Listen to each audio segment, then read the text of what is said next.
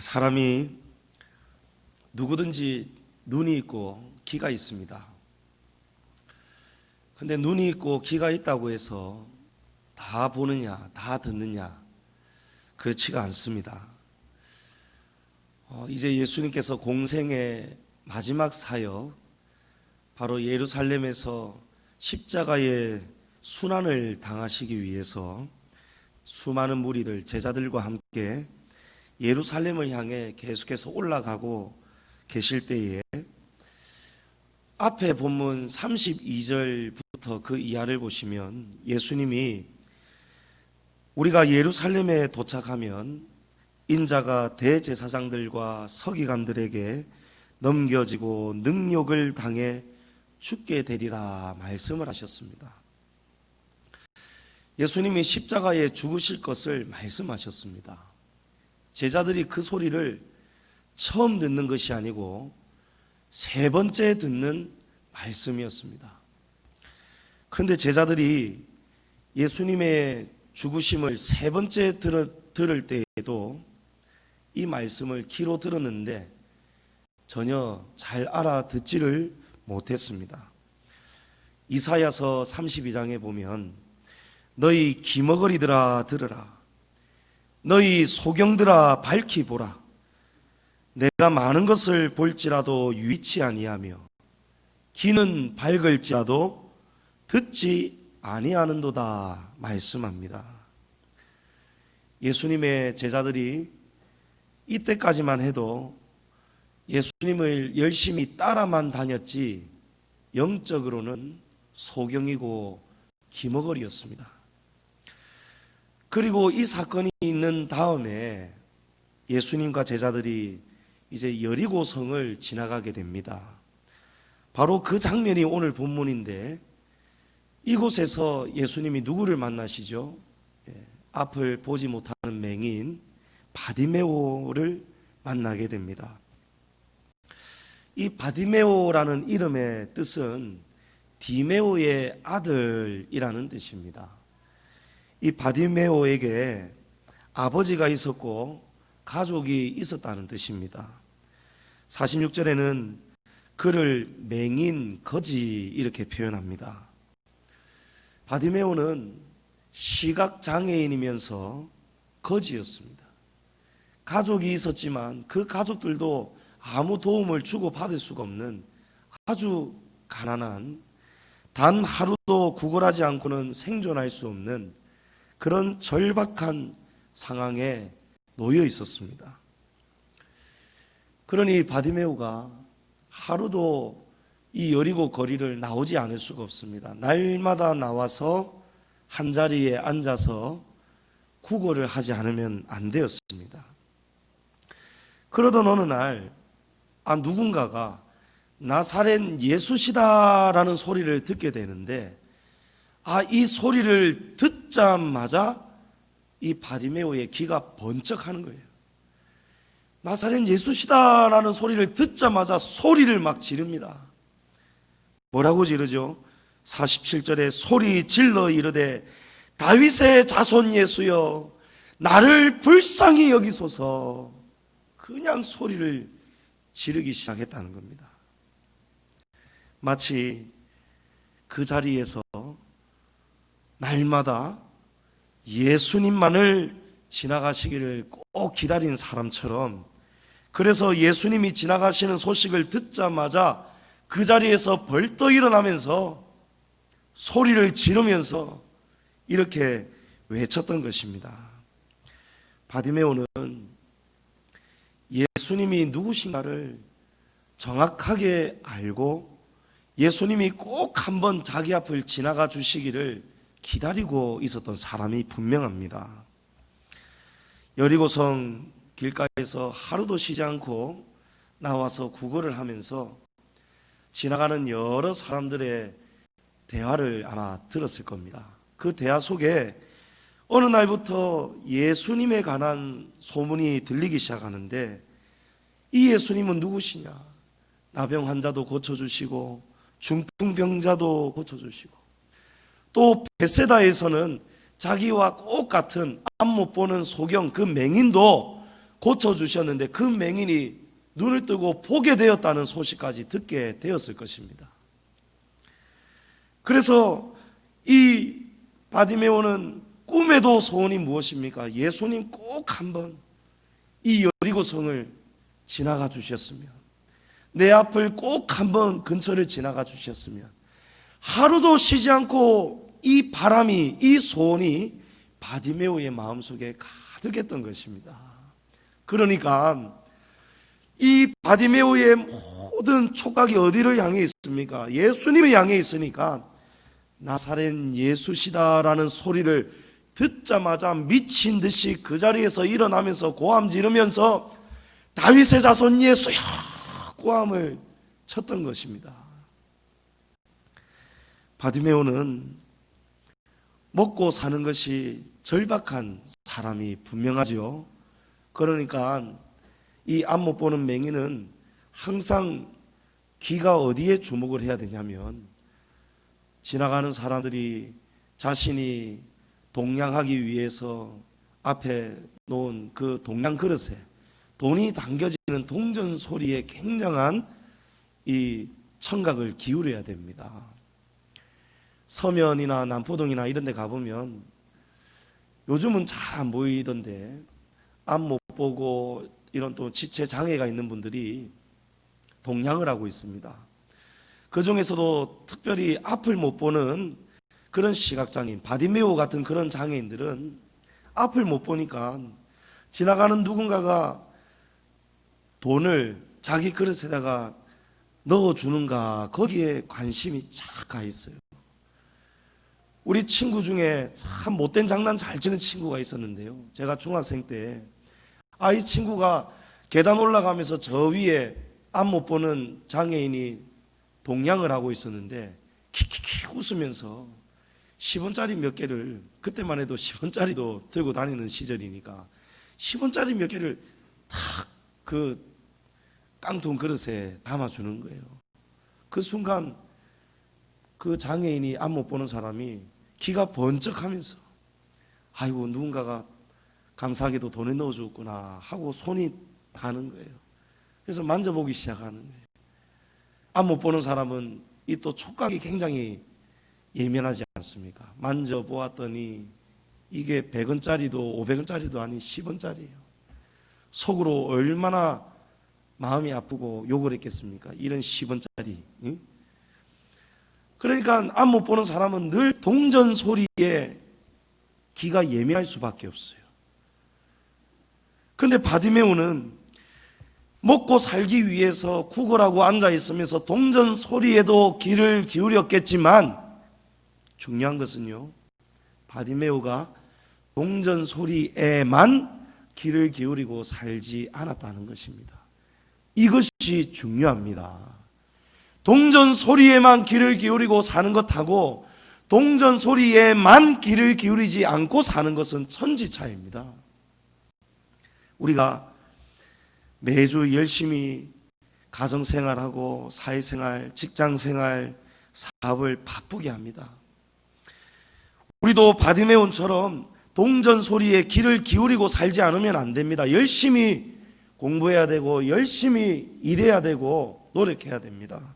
그러나 우리의 눈과 귀가 그 중심이 동전 소리에만 집중이 되면 안 되고, 바디메오처럼 이 동전 소리에도 귀를 기울여야 되겠지만 그것이 충분한 것이 아니고 바디메오의 삶의 목적은 예수님에게 항상 그 중심이 주목하고 있었다는 거예요. 우리가 바쁘게 살아도 가정에서 일을 하고 사회에서 직장에서 일을 해도 우리의 마음속에서 하나님의 말씀이, 예수님을 향하는 우리의 그 중심이 떠나지 않도록 여러분 그렇게 삶을 살아가시기를 축복합니다. 예수님의 제자들을 보십시오. 예수님이 3번이나 세 번째 십자가에 죽으실 것을 말씀하셨어요. 그런데 그 말씀을 3번이나 들었는데 관심이 없으니까요, 관심이 전부 다 딴 데 가 있으니까요, 예수님의 말씀이 들리지가 않는 거예요. 바디메오가 동전 소리에만 관심이 있었다면 나사렛 예수시다라는 소리가 들리지가 않는 것입니다. 그런데 바디메오는 동전 소리만 관심을 가진 게 아니고 그 중심에, 그 깊은 곳에 가장 중요한 목적은 예수 그리스도에 가 있었기 때문에 동전 소리 들리는 그것이 중요한 게 아니고 예수시다라는 그 소리가 들리자마자 이 바디메오는 그냥 소리치면서 뛰쳐나갈 수가 있었던 것입니다. 예수님의 제자들의 관심이 어디에 있었습니까? 그 사건 다음에 제자들이 서로 길에서 서로 의논하고 논쟁하죠. 누가 예수님 오른편에 앉을 것인가? 누가 더 큰 자인가? 제자들의 관심이 전부 다 어디에 가 있습니까? 동전 소리에 가 있는 거예요. 어떻게 하면 우리가 출세할 수 있을까? 어떻게 하면 우리가 더 세상에서 성공할 수 있을까? 어떻게 하면 더 큰 집을 소유할 수 있을까? 내가 어떻게 하면 더 높은 자리에 앉을 수 있을까? 이 소리가 전부 다 어디에 관한 소리입니까? 동전 소리, 동전 소리. 예수님은 우리의 출세를 위해서 이 땅에 내려오신 분이 아니죠. 예수님은 저와 여러분의 영혼을 파멸해서 구원해 주시기 위해서, 영생 주시기 위해서 예수님이 우리에게 찾아오셨습니다. 예수님을 믿으면 복을 받습니다. 이 복은 세상이 생각하고 세상의 사람들이 쫓아가는 동전 소리 같은 복이 아니라는 사실이에요. 영생의 복, 구원의 복이 진짜 복이 아니겠습니까? 요한복음 1장 12절에 영접하는 자, 꼭 그 이름을 믿는 자들에게는 하나님의 자녀가 되는 권세를 주셨습니다. 예수님을 진정으로 영접한 사람은 이미 하나님의 자녀가 되었고 하나님의 자녀가 되는 권세를 받은, 복 받은 사람입니다. 복 있는 사람입니다. 이미 복 받았단 말이에요. 그런데 우리가 왜 자꾸 동전 소리만 쫓아가면서 살아야 되겠습니까? 동전 소리만 쫓아가면 안 됩니다. 동전이 우리가 사는 동안에 필요한 것이지만 우리는 우리의 삶의 목적이, 그 중심이 영생을 향해 가야 됨을 잊지 말아야 되겠습니다. 제자들은 이때까지만 해도 출세에 눈이 멀었습니다. 예수님이 세 번째 내가 곧 죽을 것이다 하는데도 누가 오른편에 앉을 것인가? 누가 더 큰 자인가? 온통 동전 소리에 관심이 없었습니다. 그런데 그에 반해서 앞 못 보는 소경, 제자들은 눈이 다 멀쩡하지 않습니까? 그런데 앞을 전혀 보지 못하는 이 소경, 이 바디메오는 예수님이 어떤 분인가를 분명하게 알고 있었습니다. 예수님을 향해서 바디메오가 뭐라고 소리쳤습니까? 다윗의 자손 예수여라고 소리쳤습니다. 여기 다윗의 자손이라는 호칭은 구약에서, 구약 성서에서, 구약 시대 속에서 메시아를 가리킬 때 지칭하는, 호칭하는 바로 그런 말이었습니다. 예수님의 제자들은 예수님이 메시아다, 예수님이 구원자시다, 이런 것보다도 예수님이 이제 곧 저 강대국 로마를 무너뜨리시고 예수님이 새 임금이 되실 것이다, 예수님을 왕으로밖에 보지 못했습니다. 그러니까 예수님의 나라가 임할 때에 예수님, 누가 예수님 오른편에 앉을 수 있습니까? 이걸 가지고 여기에만 지금 관심이 있었던 거예요. 세속적이고 세상적인 이곳밖에 보지를 못했습니다. 제자들이 보는 것이 전부 다 무엇을 봅니까? 육으로만 보는 거예요. 육신의 눈으로만 보이는 그 세상만 보지를 못했던 것입니다. 그러나 그에 반해서 앞을 보지 못하는 소경, 바디메오는 예수님을 보지는 못했지만 예수님이 어떤 분인가를 분명하게 알고 보고 있었습니다. 바디메오에게 예수님은 정확하게 다윗의 아들 메시아요, 구원자로 보였던 것입니다. 아멘. 48절에 많은 사람들이 소리치는 바디메오를 말립니다. 꾸짖습니다. 강하게 책망했다는 거예요. 사람들의 눈에는 이 바디메오가 예수님을 그렇게 소리 질러서 불러가지고 예수님께 동전 좀 달라고, 예수님 좀 먹을 것 좀 달라고, 마치 그럴 것처럼 그런 거지로밖에 보이지 않았던 거예요. 그러니까 사람들이 예수님의 제자들도 마찬가지였고 바디메오를 책망합니다. 막 꾸짖었습니다. 잠잠해라, 좀 가만히 좀 있어라, 어디 예수님한테. 그런데 바디메오가 어떻게 하죠? 바디메오는 더 큰 소리로 예수님께 소리쳤습니다. 바디메오는 보지는 못했지만 우리 이런 말 하지 않습니까? 물불 안 가리고 덤벼드는 그런 무서운 사람을 향해서 우리 뭐라고 하죠? 눈에 보이는 게 없다 합니다. 아니, 눈에 뵈는 게 없나, 이렇게 우리 표현을 하지요.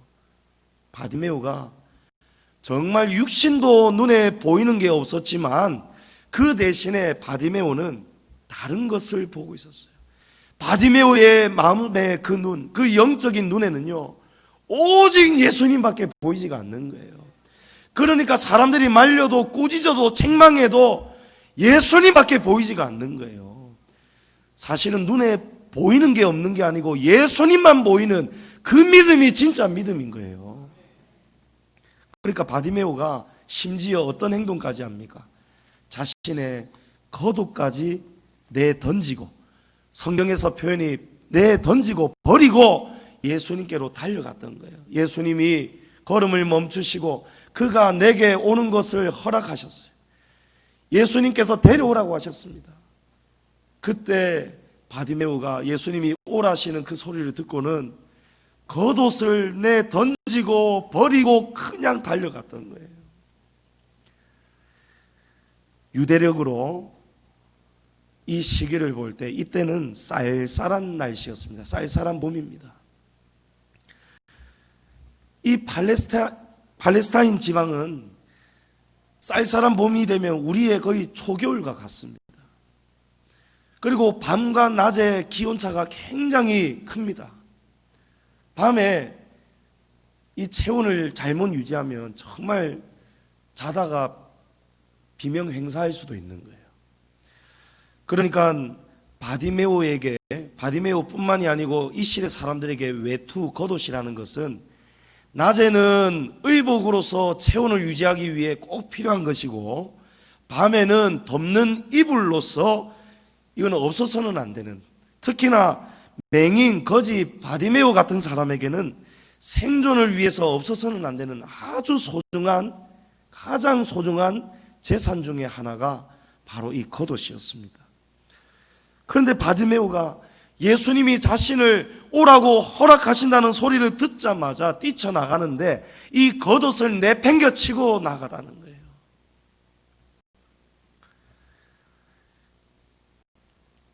메시아로 오신 구원자 예수님, 바디메오는 지금 그 다윗의 자손에게 달려갑니다. 그때 달려갈 때 왜 겉옷을 내던지면서 달려갈 수 있었느냐? 내 처지를 아시고 이런 나를 도와주실 수 있는 분은 다윗의 자손 예수 그리스도 밖에 없었다는 거예요. 동전으로 채워지지 않는 것을 채워주실 수 있는 유일하신 분, 사람들이 줄 수 없는 것을 주실 수 있는 분이 오직 다윗의 자손 예수 그리스도 한 분밖에 없다는 것을 이 바디메오는 날마다 사람들에게서 그 소문을 들으면서 영적인 눈이 열리면서 알고 있었다는 거예요. 육신으로는 보지 못했지만 영적으로는 예수님이 누구시라는 것을 분명하게 알고 지금 보고 있다는 거예요. 앞을 보지 못하는 맹인, 참 불쌍한 사람이에요. 바디메오 불쌍한 사람이에요. 그러나 영적으로 눈이 먼 소경, 그런 인생들은 이 바디메오보다도 더 불쌍한 인생이라는 것을 우리가 깨달아야 됩니다. 하나님이 날마다 베푸시는 은혜를 보지 못하는 사람, 영적인 소경들입니다.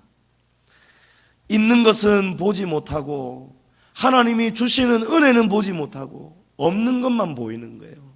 여러분, 이런 사람이 바로 영적인 소경입니다. 하박국 선지자를 보십시오.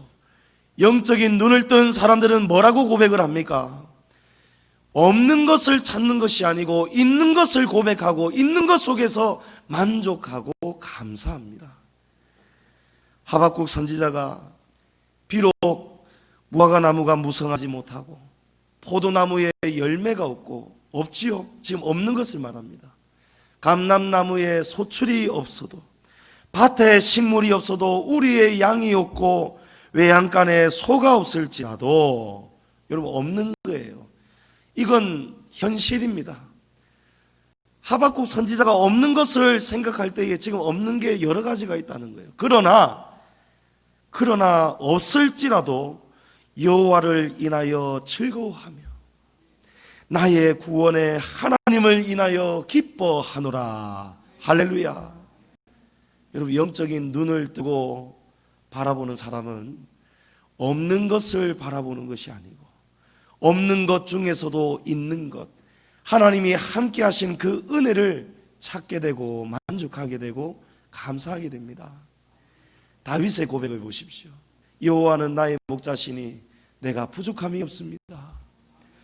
이 시를 기록할 때 다윗의 상황은 전혀 부족함이 없는 상황이 아니었어요. 사울에게 쫓기는 상황도 있었고 아들 압살롬에게 반역을 당해가지고 집이 있어도 자기 궁전이 있어도 도망쳐 나올 수밖에 없는 그런 죽음의 위기, 배신, 배반을 당하는 그런 말 그대로 사망의 음침한 골짜기를 지나가고 있었습니다. 그런데 다윗의 눈에는 사망의 음침한 골짜기만 보이지 않았어요. 내가 사망의 음침한 골짜기를 다닐지라도 해를 두려워하지 않을 것은 주께서 나와 함께 하심이라. 아멘. 함께 하시는 주님이 보였던 것입니다. 우리도 바디메오처럼 똑같이 앞을 보지 못하는 영적 소경이고 불쌍한 사람들이 많습니다. 그러나 우리가 믿음의 눈을 뜨기 시작하면 예수님의 제자들, 그 수많은 무리의 사람들은 여전히 눈을 뜨지를 못했어요. 눈을 뜨지를 못하니까 어떤 행동을 합니까? 바디메오를 꾸짖고 책망하지 않습니까? 예수님의 마음을 보지 못하는 거예요. 예수님의 그 마음에 예수님이 지금 가르치시는 그 말씀을 듣지를 못하는 거예요. 그 사람들은 예수님을 열심히 따라간다 생각했어요. 예수님께 열심히 충성하고 봉사한다 생각했습니다. 그래서 그 사람들이 딴에는 예수님을 위해서 예수님이 가시는 걸음을 방해하는 저 바디메오를 말리고 책망하고 꾸짖었던 것입니다. 그런데 예수님의 본 마음은 뭡니까? 바디메오를 내게로 데리고 오라는 거예요. 예수님은 누구든지 오라고 했어요. 그리스도께서 오시면 가난한 자에게 자유를 주시고 앞을 보지 못한 자에게 눈을 뜨게 해주신다. 성경이 말씀하셨습니다. 그런데 보지 못하니까요, 예수님의 마음을 알지를 못하니까요, 오히려 예수님의 사역을 방해하는 사람들이 되었다는 것입니다. 우리 성도들은 믿음의 눈을 반드시 떠야 됩니다. 믿음의 눈으로 주님의 교회를 섬겨야 됩니다. 육신의 눈을 가지고 육신의 생각을 가지고 주님의 교회를 섬기고 봉사한다면 예수님께서 찾으시는, 예수님께 나아가기를 간절히 기다리는 그 영혼을 실족시키는 그런 엄청난 실수를 우리도 저지를 수밖에 없는 거예요. 열심히 땀 흘려 봉사하는 열심도 중요하지만 예수님이 기뻐하시는 열심을 가지시기를 축복합니다. 믿음의 눈을 뜨면요, 세상이 다르게 보입니다. 믿음의 눈을 뜨면요, 사망의 음침한 골짜기 속에서도 기쁨과 소망을 우리가 붙잡을 수밖에 없는 거예요. 스데반 집사님 마지막 순교하시는 장면 아시죠? 스데반 집사님이 주님의 말씀의 진리를 담대하게 외쳤습니다. 이제 사람들이 극도로 분노하고 옷을 찢으며 흥분하면서 손에 들고 있던 돌을 던지기 시작합니다. 스데반 집사님 머리와 얼굴 온몸에 피가 터지고 이제 죽어가고 있을 때쯤, 그때 스데반 집사님이 환하게 웃습니다. 돌에 맞아서 죽어가고 있는데 스데반 집사님이 환하게 웃어요. 왜 웃느냐? 성경 기록에 보았더니요, 스데반 집사님의 눈이 열리는데 공중에 하나님의 영광이 임하고 그 우편에 예수 그리스도께서 서신 것을 바라보게 되었다는 거예요. 지금 현실은 죽어가고 있는데 엄청난 고난, 실제로 돌이 지금 큰 돌이 날아오고 있는데 그 속에서 영의 눈을 뜨고 나니까요, 그 고난 속에서도 마지막 죽어가면서도 스데반 집사님은 부활의 소망과 기쁨을 붙잡게 되더라는 거예요. 고난 중에도 죽음 속에서도 죽음을 통과하면서도 소망을 붙잡게 되더라는 거예요. 시편 42편에 다윗이 또 이런 고백하잖아요. 내 영혼아, 내가 어찌하여 낭망하느냐? 너는 하나님께 소망을 두라. 할렐루야. 여러분, 하나님께 어떻게 우리가 소망을 둘 수 있습니까? 영적인 눈이 열려야 됩니다. 사도 바울이 육신의 눈으로 자신을 바라볼 때는요, 마음이 참 힘들었을 거예요. 사도 바울에게는 육체의 가시가 있었거든요. 내려오는 전승문헌에 보면 사도 바울의 육체의 가시가 바로 간질이었다라고 합니다. 내전증 아시죠? 사람이 발작을 일으키고 기절하는 거예요. 입에서 거품을 물고 눈이 뒤집어지고 멀쩡했던 사람이 굉장히 남들 보기 참 민망한 그런 일들이 일어나는 거예요. 사도 바울이 얼마나 이 일이 괴로웠겠습니까? 낙심이 되었겠습니까? 우울했겠습니까? 주님, 제가 주님 복음 전하는 전도자인데 이런 큰 핸디캡을 가지고 있으면 되겠습니까? 사도 바울이 간절하게 무릎을 꿇고 3번 기도했다는 거예요. 그런데 하나님께서 더 이상 내게 그런 기도를 구하지 말아라 말씀하셨어요. 그리고 하시는 말씀이 내 은혜가 내게 지금 족하다는 거예요. 지금 너의 지금 그 모습 속에서 내 은혜가 내게 지금 넘치고 있다는 거예요. 하나님이 더 자세하게 설명합니다. 이는 내 능력이, 하나님의 능력이 우리의 약한 데서 온전해지기 때문이라는 것입니다. 여러분, 그래서 사도 바울이 깨닫고 난 다음에 약함을 자랑하게 되었다는 거예요. 사도 바울이 지금 불치병이 있습니다. 고쳐지지가 않는 거예요. 그런데 우리는 육신의 눈을 뜨고 살면요, 우리에게 어느 날 병이 찾아오면요, 마음에 낙심이 옵니다. 내가 하나님 믿는데 왜 내게 이런 병이 찾아왔을까? 내가 하나님 믿는데 하나님을 위해서 정말 교회에 헌신하는 목회자인데도 불구하고 왜 내게 죽을 병이 찾아왔을까? 여러분, 김동호 목사님 아시죠? 김동호 목사님이 지금 폐암으로 죽어가고 계십니다. 김동호 목사님이 왜 하필 나인가 처음에 이 생각이 들었는데 나중에는 생각이 바뀌더라는 거예요. 왜 꼭 내가 아니면 안 되는가? 왜 나는 되면 안 되는가? 이 생각으로 바뀌었다는 거예요. 남은 되고 나는 되면 안 되는가? 이 생각이 잘못됐다는 거예요. 병이 찾아오는 것이 전부 다 저주인가? 아니라는 것을 깨달았다는 거예요.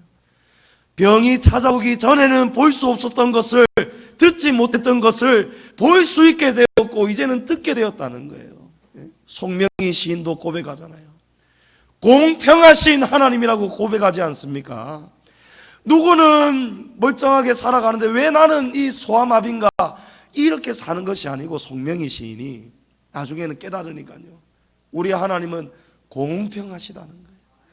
공평하신 하나님이 남이 못 보는 것을 보게 하셨고 남이 듣지 못하는 음성을 듣게 하셨다라고 고백하지 않습니까? 남이 없는 것 있게 하셨다는 거예요. 바디메오가 이 앞을 보지 못하던 이 바디메오가 예수님이 오라고 하실 때에 육신의 눈으로 보면은 전부 다 이해가 안 되지만 바디메오는 오직 예수님만 바라보니까요, 그 소중한 가장 큰 재산 겉옷까지 내던지고 예수님께로 달려갔습니다. 여러분, 이것이 영적인 소경과 영적인 눈을 뜬 사람의 차이입니다. 바디메오가 얼마나 다급했는지 알 수 있어요. 얼마나 다급했으면 그 소중한 것까지 다 내던지고 가지 않습니까? 사람이 전쟁이 났을 때 폭탄 떨어지고 이러면요, 집에 깐난쟁이 안고 나온다는 것이 베개 들고 나오잖아요. 실제로 그런 사람들 있었지 않습니까? 얼마나 다급하면은 소중한 것이 뭔지도 물불도 못 가리고 보지도 못하고 분간도 못하고 그냥 달려나가잖아요. 급하니까. 바디메오가 무엇이 그렇게 다급했을까요? 바디메오는 자기의 실존이 불쌍한 존재라는 것을 깨닫고 있었어요. 영적인 실존을 깨달아야 됩니다.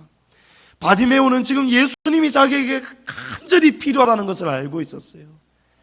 동전으로 채워지지 않는 그 채워짐이 바로 예수 그리스도 안에 있다는 것을 깨달았던 것입니다. 예수님이 내게 무엇을 하여 주기를 원하느냐? 바디메오가 선생님이여, 내가 보기를 원하나이다.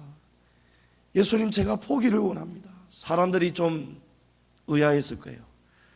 아니, 저 예수님께 동전 좀 얻으려고 저러는 줄 알았는데 겉옷도 내던지고 와서는 하는 말이 예수님 돈 좀 주십시오가 아니고 주님, 내가 보기를 원합니다. 소경 바디메오가 이 말을 할 때 예수님이 가라라고 합니다. 그래, 내가 내 눈을 띄워주겠다 하는 것이 아니고 가라 하셔서 첫 마디가 가라 하시면서 내 믿음이 너를 구원하였느니라. 할렐루야. 성도 여러분, 여기 가라라는 명령 속에는 너희의 눈이 이미 깨끗하게 고쳐졌다라는 의미의 뜻이 담겨 있습니다. 바디메오는 보는 것이 소원이었어요. 예수님, 저는 보고 싶습니다. 제 눈이 볼 수 있도록 도와주십시오 할 때 예수님이 가라, 이 말 속에는 이미 내 눈이 고침을 받았다, 깨끗하여졌다, 내 소원이 이루어졌다, 그 뜻이 바로 그 의미가 담겨 있는 것이 가라 아니겠습니까? 다시 말해서 너희의 믿음 때문에 가라, 내 믿음이 너를 구원하였다는 말은 너희의 믿음 때문에 너희의 눈이 깨끗이 고침을 받았다라는 뜻이에요. 바디메오의 믿음으로 인해서 바디메오의 눈이 열려졌다는 것입니다. 여러분, 믿음으로 눈이 열려졌습니다. 믿음으로 바디메오의 눈이 열려지고 보게 되었습니다. 오늘 본문은 단지 소경 바디메오가 앞을 보지 못하다가 눈을 뜨게 되는 이런 기적, 단순한 이런 기적만을 말씀하는 것이 아닙니다. 52절 말씀해 보면 그가 곧 보게 되어 예수를 길에서 따르니라 라고 합니다. 바디메오가 눈을 뜨고 보게 되었습니다. 여러분, 앞 못 보던 소경이 눈을 뜨게 되면, 만약에 저와 여러분이 앞을 못 보다가 평생 못 보다가 눈을 뜨게 되었을 때 여러분, 가장 먼저 무엇을 하고 싶습니까? 어떤 사람은 사랑하는 가족이 어떻게 생겼는가 정말 보고 싶지 않겠어요? 가족에게 달려가고 싶겠죠. 또 어떤 사람은 나는 정말 파도 소리만 들었는데 바다 한번 보고 싶다. 어떤 사람은 말로만 듣던 코끼리, 호랑이 어떻게 생겼는지 한번 보고 싶다. 또 어떤 사람은 내가 가고 싶었던 그 여행지 한번 가보고 싶다. 전부 다 목적은 다르겠지만 못 보던 사람이 보게 되면 삶이 완전히 달라집니다. 앉아만 있는 것이 아니고 이제는 갈 데가 많아요. 하고 싶은 일이 많아요. 바빠집니다. 그런데 소경 바디메오가 눈을 뜨자 그가 곧 보게 되어 예수를 길에서 따라가게 되었다는 거예요. 예수님을 따라가게 되었다는 거예요. 예수님은 가라라고 했어요. 너 이제 가라. 내 믿음이 너를 구원하였느니라. 너 이제 보게 되었으니까 이제 가라. 예수님이 가라고 하셨는데, 예수님이 나를 따르라고 말씀하시지 않았는데, 바디메오가 가지 않고 세상으로 가지 않고 예수님을 따라가게 된 것은, 바디메오가 오늘 본문이 말씀하시는 것은 육신의 눈만 뜨는 것이 아니고, 뜨게 된 것이 아니고, 영적인 눈도 이미 열려 있었고 영적인 눈도 활짝 열리게 되었다는 것입니다. 예수님께 소망이 있고 예수님께 구원의 길이 있다는 것을 알기 때문에 바디메오는 겉옷도 벗어 던지고 예수님만 이제 따라가는 그런 인생으로 변화되었다는 거예요. 성도는 영적인 눈을 뜨고 살아야 예수님을 따라갈 수 있습니다. 영적인 눈이 뜨이지 않으면 예수님을 쫓아갈 수가 없습니다. 성도가 영적인 눈을 뜨지 못하면 세상도 이길 수 없고 사단의 권세도 이길 수가 없습니다. 열왕기하 6장에 엘리사의 위기가 나옵니다. 엘리사가 아람 왕에게 죽을 위기를 당합니다. 아람 왕이 엘리사를 반드시 죽여야겠는데 어느 날 엘리사가 도단성에 머물고 있다는 소식을 듣습니다.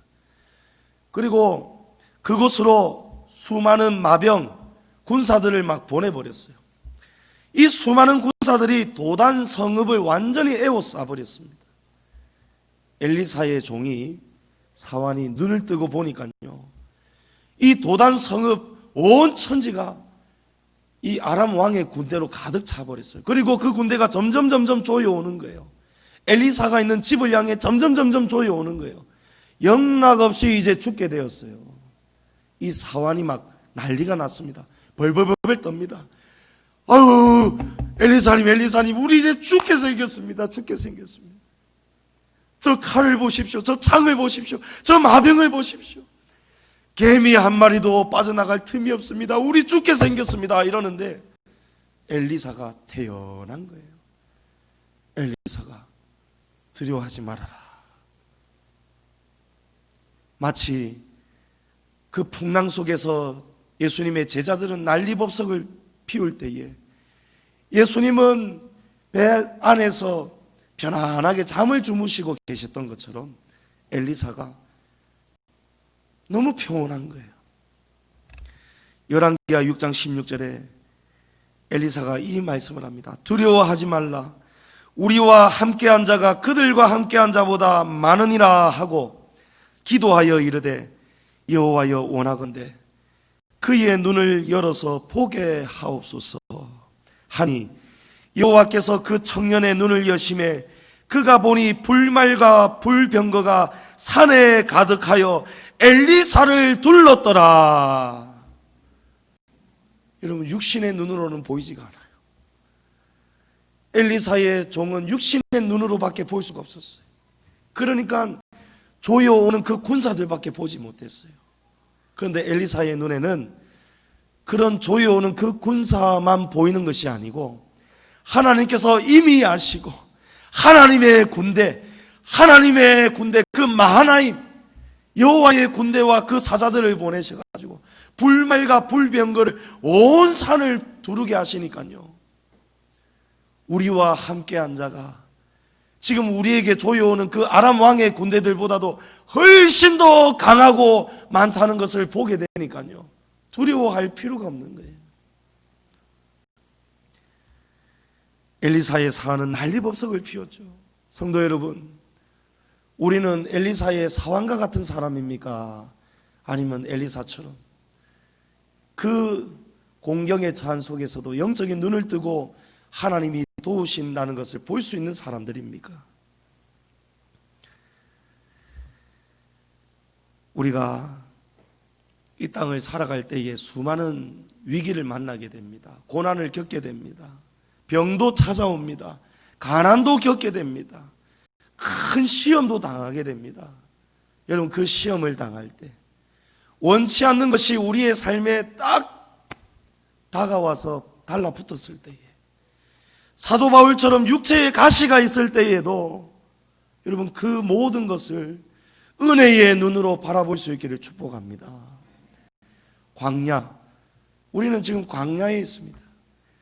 이스라엘 백성들이 광야에 40년 동안 그 고난의 땅에 있었습니다. 여러분, 광야라는 것은 히브리어 원어로 미드바르 이런 원어입니다. 미드바르라는 이 단어는 이 속에 다바르라는 단어가 숨어 있습니다. 이 다바르는 하나님의 말씀입니다. 하나님의 말씀이 다바르예요. 그러므로 광야는 어떤 곳입니까?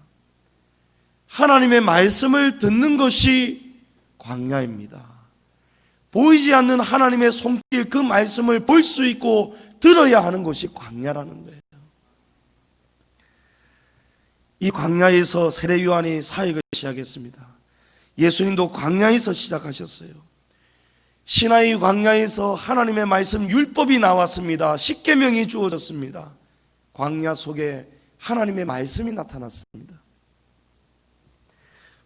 불기둥, 구름 기둥으로 하나님께서 이스라엘 백성들을 돌보아 주셨습니다.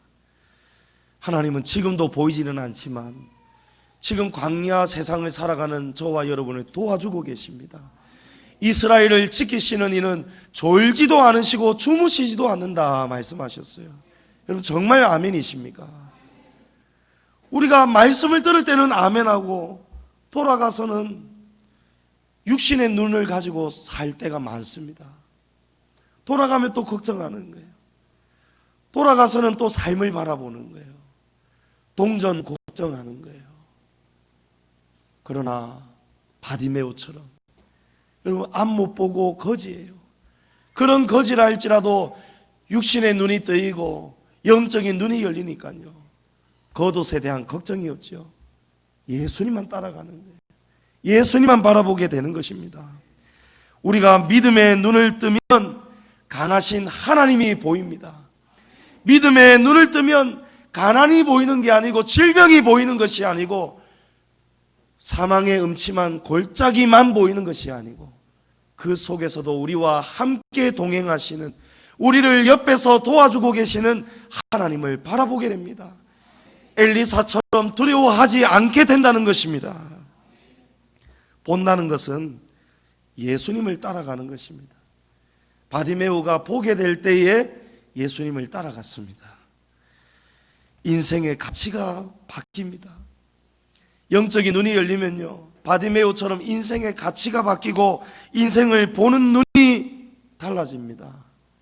하고 싶은 것을 쫓아가는 것이 아니고, 하고 싶었던 것을 쫓아가는 것이 아니고, 눈을 뜨게 되자마자 예수님을 따라가게 되는 것입니다. 히브리서 12장 2절에 믿음의 주요 온전케 하시는 이인 예수를 바라보자. 여러분, 예수님이 믿음의 주가 되시고, 예수님이 다윗의 자손이 되어주시고, 예수님이 우리의 믿음의 구원자가 되어주시고, 예수님만이 우리를 온전케 하시는 분임을 믿으시기 바랍니다. 힘이 빠질 때, 사도 바울처럼 육체에 가시가 있을 때, 때로 하나님이 고쳐주시지 않는 병을 주셨다 할지라도 그 하나님을 바라보시길 바랍니다. 이는 내 능력이 약한 데서 온전하여짐이라. 여러분, 약함을 자랑하십시오. 약하기 때문에 하나님 바라볼 수밖에 없더라고요. 주님의 교회가 그냥 저절로 부흥이 되고 재정이 넘치고 부족함이 없으면은요, 하나님 찾을 일 잘 없습니다. 주의 종 울지 않습니다. 좋은 차 끌고 다니고 좋은 대접 받고 다니면서 그러면서 타락되지 않습니까? 그런데 하나님이 약함을 주시는 거예요.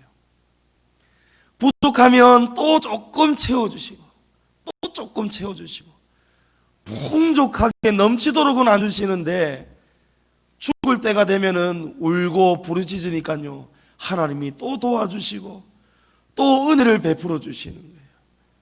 생각해 보았더니요, 약한 것이 은혜구나. 없는 것이, 부족한 것이, 그것이 하나님의 안전 당치구나. 내 몸이 연약한 것이 하나님의 사랑이구나. 내 몸이 건강할 때는 온 데 돌아다니고 주일도 여행 갈 수도 있고 우리 성도들 말씀하는 거 아닙니다. 그럴 수 있지만 몸이 아프니까 하나님을 찾지 않을 수가 없게 되었구나. 하나님을 바라보지 않을 수가 없게 되었구나. 여러분, 이것이 복이 아니겠습니까? 영적 소경에서 믿음의 눈을 뜨시기를 축복합니다.